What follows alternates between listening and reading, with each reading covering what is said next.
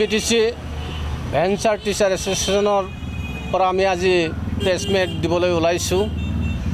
যেহেতু আমাৰ BTC চৰকাৰে ভেঞ্চাৰ স্কুলবিলাক সদনত পাছ কৰি পেলাই অসম চৰকাৰলৈ পঠাইছে, গতিকে আজি বহুত দিন হ'ল অসম চৰকাৰে আমাক এতিয়ালৈকে কোনো ধৰণৰ কোনো এটা আমি সুসুত্ৰ নোপোৱাৰ কাৰণে আমি অলপ ক্ষোভ আৰু দুখিত হৈ উঠিছোঁ।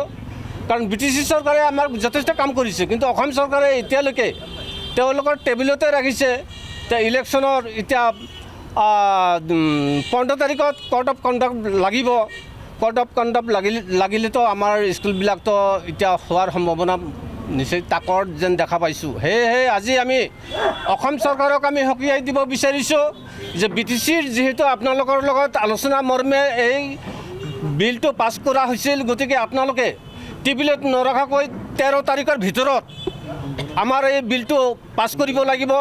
যদি 13 তাৰিখৰ ভিতৰত পাছ নকৰে, তেতিয়া 13 তাৰিখৰ পিছৰ পৰা 2 দিন আমি লাগাতাৰ সদৌ অসম নন প্ৰভিঞ্চিয়েলাইজ স্কুলৰ লগত লগ লাগিছোঁ, ড্ৰপ আউটৰ লগত লগ লাগিছোঁ, টিউটৰৰ লগত লগ লাগিছোঁ।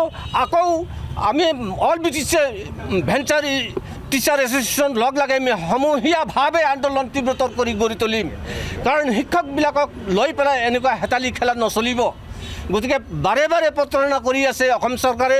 গতিকে অসম চৰকাৰক মই কৰজৰে প্ৰাৰ্থনা কৰিব বিচাৰিছোঁ যে আপোনালোকে আমাৰ কামখিনি অতি সোনকালে কৰি দিয়ক।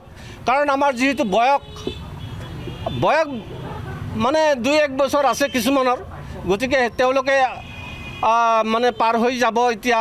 গতিকে আপোনালোকে এই বয়স থকালৈকে আপোনালোকৰ কামখিনি কৰি দিয়ক।